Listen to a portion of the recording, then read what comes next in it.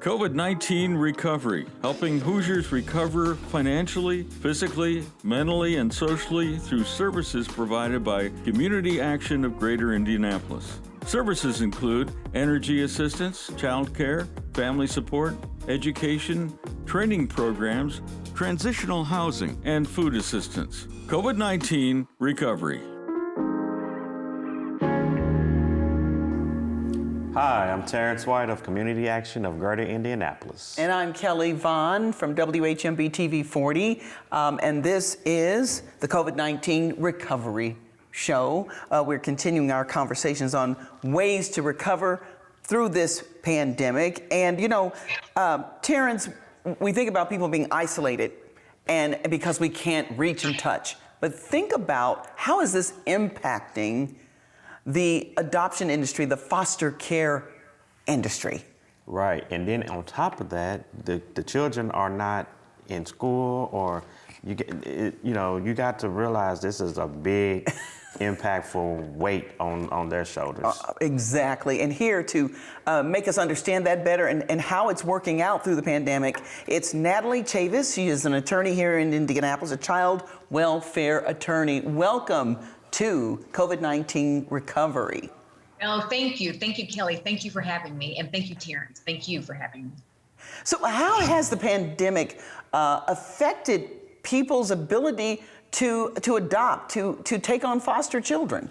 Oh my gosh, in so many ways. I mean, first of all, just for the children themselves, they need socialization. And so with in-home schooling, right, and sheltering in place, that's just been a difficult sort of behavioral and psychological and mental adjustment for children.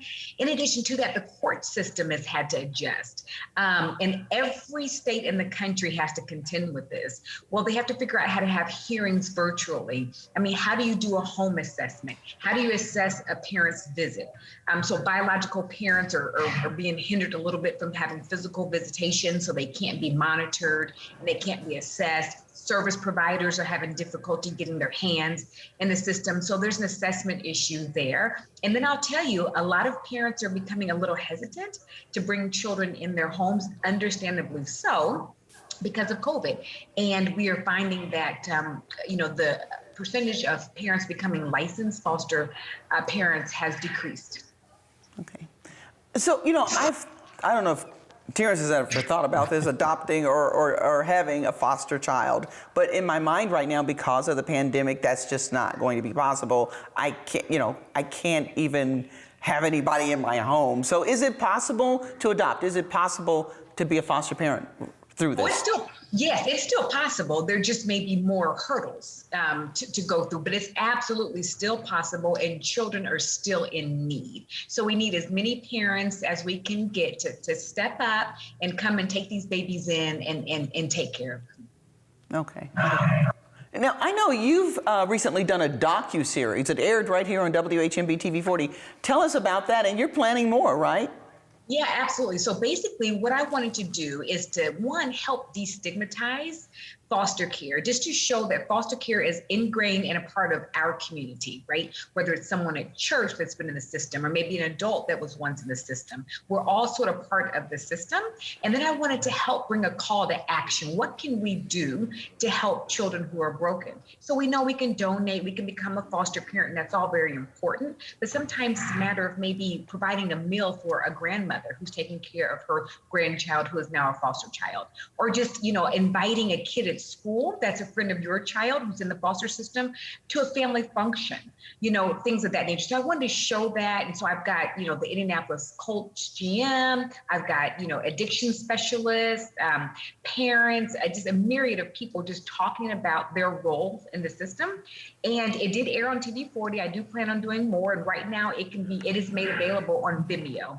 And then I can give you a link, Kelly, and you can flash it if people want to find it. I will say that in Indiana, the Department of Child Services has approved it for 1.5 credit hours. Okay.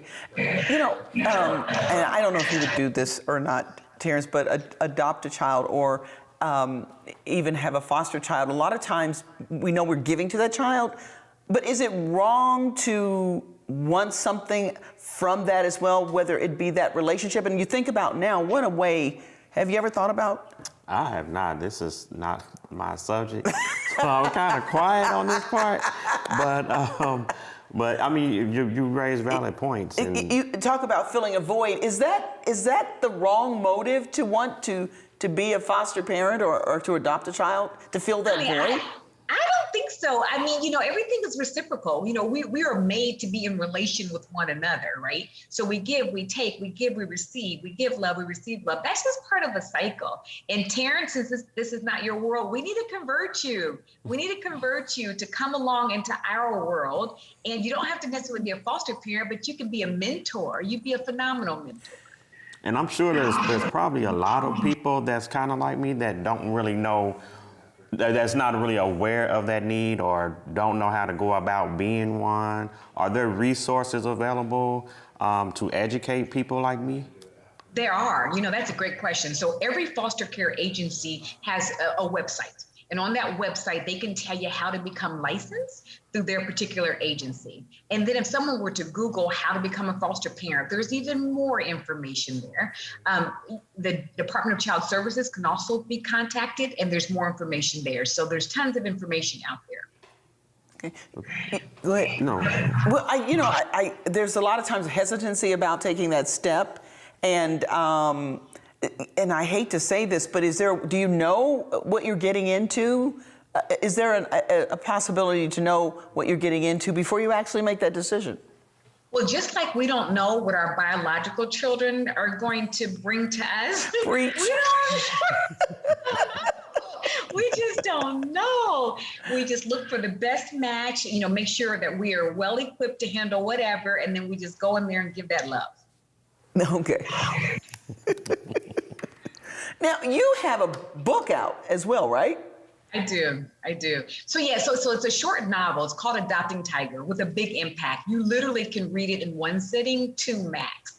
But it's a story about 2 families attempting to adopt the same foster child, and it takes you through the twists and turns. And I will tell you that the Department of Child Services in many states have actually authorized it for 1.5 credit hours for continuing education. Okay. Well, how do people get in touch with you if they have questions, whether it's about your book, about adopting a child, or being a foster parent? Yeah, so the best way is to go to my website, www.chavisfisher.com. That's the best way. And also Facebook. I can be reached on Facebook and Instagram at Chavis Fisher, CHAVIS, Fisher, FISHER. Okay. Sounds good to me. We appreciate you coming by again, Natalie Chavis, attorney, child welfare attorney here in Indianapolis. Thanks so much for joining us. Thank you for educating me. Yeah, We're going to get him after all. We're going to get you, Terrence. We're working on you. Thank you very much for allowing me to come and talk to you guys. Thank you. Thank you. Thank you.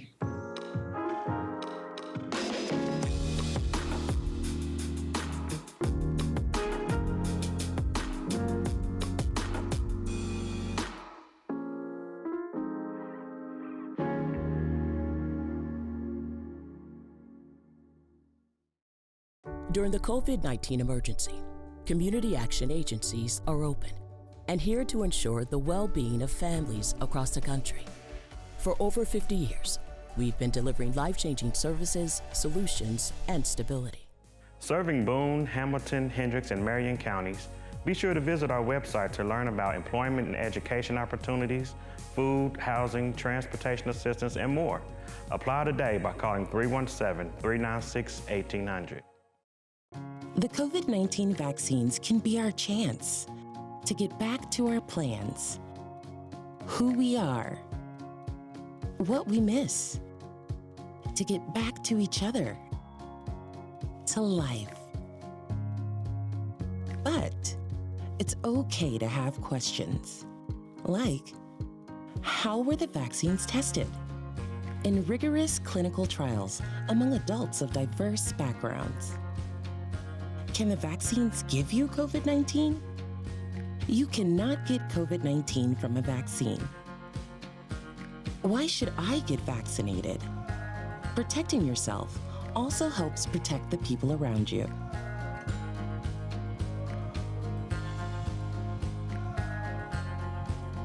Find the latest information at getvaccineanswers.org.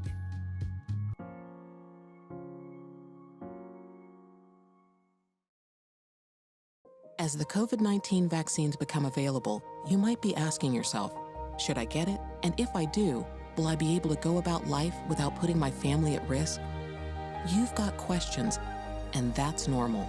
The fact is, the vaccines are safe and effective. They're going to save lives. To get the latest on the COVID-19 vaccines, visit getvaccineanswers.org, because getting back to the moments we miss starts with getting informed. It's up to you.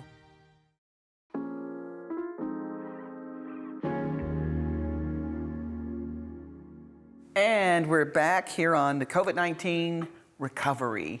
And Terrence White from the Community Action of Greater Indianapolis is here with me as well. And Terrence, you know, you've gotten your vaccination, I've gotten mine. And I understand the CDC has issued some new recommendations. New recommendations, yes, but do the pre-existing precautions, should they still stand? Yes. Okay. So, but but CDC is a formidable source. So, Right. I mean, some people are going to take those recommendations more serious than others. But I think generally, I think we should. My opinion is we should stick to the old stick to the way we've been doing it for a little bit longer. Okay. Well, we've got an expert with us who can tell you a lot better than Terrence and I can. She is Dr. Katasha Butler with Eskenazi Health, and you are a pharmacist. You have a doctorate in pharmacy. And so tell us, what is the CDC saying to us now that we've gotten our vaccination? Some of us, and of course some of us have not. Right. So what they have just rolled out is that if you have been vaccinated and you can have small gatherings with other vaccinated individuals, but universal precautions should still be taken. So, making sure that you're washing your hands, keep wearing your mask, especially if you don't know the vaccination status of the individuals that you are around, and making sure that you're social distancing with the 6 feet. If you do not know what the vaccination status is of the people you're around, but they are saying that, you can have small gatherings with people who who are vaccinated, and you don't have to wear your mask. Okay. Well, I think, I'm not sure, that's something that I think about all the time. How long, even if we get to, what they call herd immunity, how long will people still feel comfortable, with keeping that mask on? So that's something that's remains to be seen. If we look at other countries, even before this started, a lot of people wore masks all the time anyway in public. So. Right. That's an interesting point because, like you said, we should keep washing our hands. Weren't we supposed to be washing our hands anyway? So let's just go back to being nasty. What does that mean? When people say that. So it's not bad advice. Yeah, we didn't think that we would have to, educate people on general precautions like hand washing, and, sneezing into your elbow, not into the air. And so a lot of things that we probably take for granted, we had to do a whole ramp up and education campaign on. And so we just want to make sure that people continue to do that. Okay, yeah. And I could see social distancing, like at least having that awareness that I don't need somebody too closely to me all my life. I mean, especially because if it's not COVID-19, I don't want a cold if I don't have to get the cold. Exactly. I don't want the flu if I don't have to get the flu. So exactly. I can see this carrying over, and it seems to me that a lot of people didn't have a cold this winter. I don't know anybody who had a cold. And is it the result of the precautions we took for COVID-19? Flu illnesses are way down. The common cold is way down, and those things are highly contagious and, hand to mouth around people. And so that could, have some credence to it. We have been isolated in our own pods with our families. And so, we're not mixing and mingling. And so that could be an effect of why they're way down, because they are certainly way down as compared to previous years. One of the Kids things, not in school, a lot of times children, they bring the cold virus into your home just from interacting with other children. It's hard to keep kids from touching and commingling and things like that. family interaction is very important to a lot of us. In certain communities, that is an integral part of their culture. With the vaccines available now, are you seeing the reluctance of certain communities accepting the virus or willing to take the virus? And if so, from what you've seen, how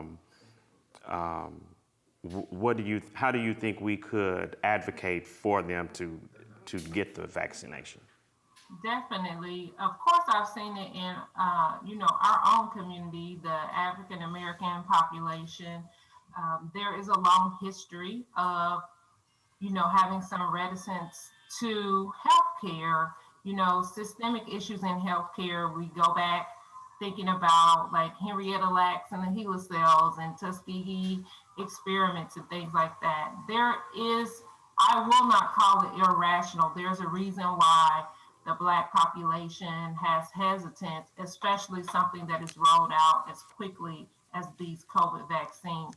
However, I would submit is that we are the population that has higher healthcare disparities. So COVID is going to affect us at a different level, a different acuity than it would some other populations. And so we just don't have the luxury of saying, I just don't trust it and I don't want to take it.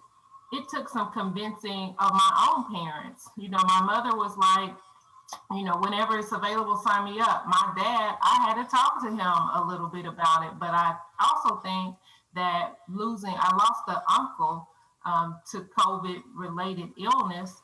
And when something like that hits very close to home, then people, are more apt to do what they need to do.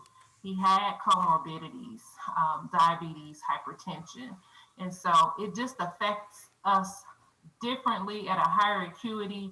And we don't want to be left holding the bag on the outside looking in. And so I encourage anyone that I come in contact with, if they ask me a question, please get it. I proudly tell people I've been vaccinated since December. I actually work in what we call the pod down in Eskenazi, the vaccination pod. I'm going down there tomorrow.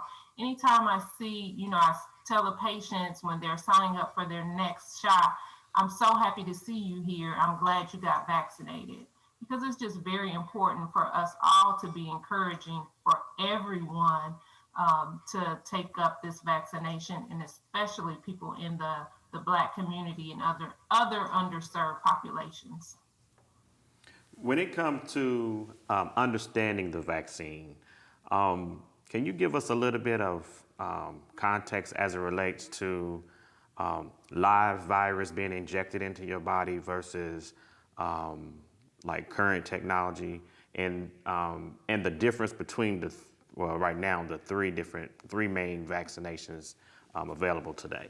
Right. So the first two vaccines, that is the Pfizer and the Moderna, they use the messenger RNA technology, and that is not putting in a weakened or inactivated disease into your body. It's using that technology to basically create the protein that is going to kick off your body's own immune system to attack the virus. So that one, those first two are not injecting any virus, and it's not changing your DNA. That's a lot of questions that we get, is it going to change your DNA? No, it is not going to do that. The latest vaccine, which is Johnson & Johnson, and so basically that's the one where they call it a viral vector. So It is some of the virus. It's weak and inactivated, and it, again, once it's injected into your body, it carries those spike proteins that activate your body's immune system. And so then your body creates the antibodies. Once those antibodies are produced in your body remembers it. And so if it comes into contact with the coronavirus, either through inhalation, then it remembers, oh, we've already encountered this before, and we know how to combat it. So you don't get as sick if you get sick at all. And so the most important thing to remember is that these viruses are very effective. You may not get the COVID disease, or you may. If you do, you most likely will not be hospitalized, and the symptoms won't be severe where you have to seek medical attention. So when we talk about, one thing that I'm really cognizant of is when I speak on like the side effects that I've experienced with the vaccine, which was only a sore arm, but and I appreciate that other people have experienced, different ones. One of the things that I try not to do is try to build fear or promote fear, to others. They say, well, you got sick. Well, can you explain the difference of an expected side effect or as opposed to creation of sickness? Right. So those side effects, when I got mine, I had a sore arm. The first shot, the second shot, it was sore, but not as sore. Those are expected. If you can remember getting flu shots or a Tdap, what we call booster shots, if you all can remember back to those times, sometimes you had a sore arm or fatigue or a low fever. Those are benign side effects of getting most vaccinations, including these COVID vaccines. And so if you get those, just depending on the product, depending on your own body, depending on your own immune system, it could be worse for others. Some people don't have any side effects at all. And so, but those are to be expected and not as an excuse to be like, oh, I'm not going to get that.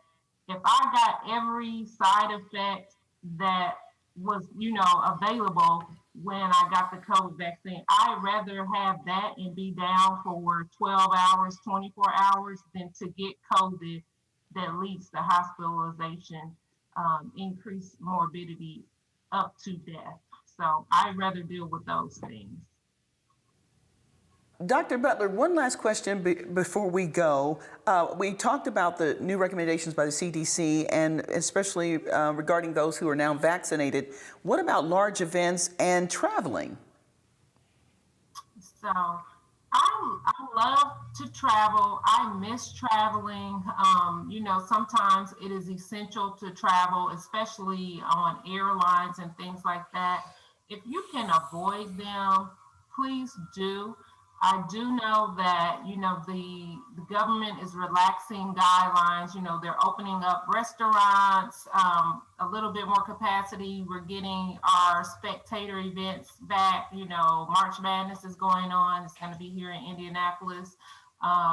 Again, if you decide that, you want to participate in these events, I would do it if I was vaccinated. And even if I was vaccinated, I would still mask up, social distance, and take all of those precautions. As I said before, Indiana has done very well in their measures to keep this pandemic tamped down here in the state. Our numbers are going very well, but in order to keep them moving in that direction, we can't just, open up all at once. We still have to do what we need to do personally to protect ourselves and protect our family. So if you do participate in these events, know that they are not going to be at full capacity, but make sure that you are taking those same precautions if you are participating. And if we keep doing these things, then hopefully we can go back and return to some sense of what we call, our old normal. It will be our new normal, because I'm not sure what that looks like, but we are making steady progress towards that. Okay, sounds good. Sounds good to me. Well, we appreciate you joining us and all your words of wisdom and advice and helping our viewers recover. Thank you Thank so you. much. As I said, this is very important to me, and I just encourage everyone, once you are eligible, please go and get that vaccination. All right. Sounds good to me. Dr. Katasha Butler from Eskenazi Health, thanks so much for joining us. Take care. And thank you for joining us. I'm Kelly Vaughn. I'm Terrence White. And we'll see you next time on COVID-19 Recovery.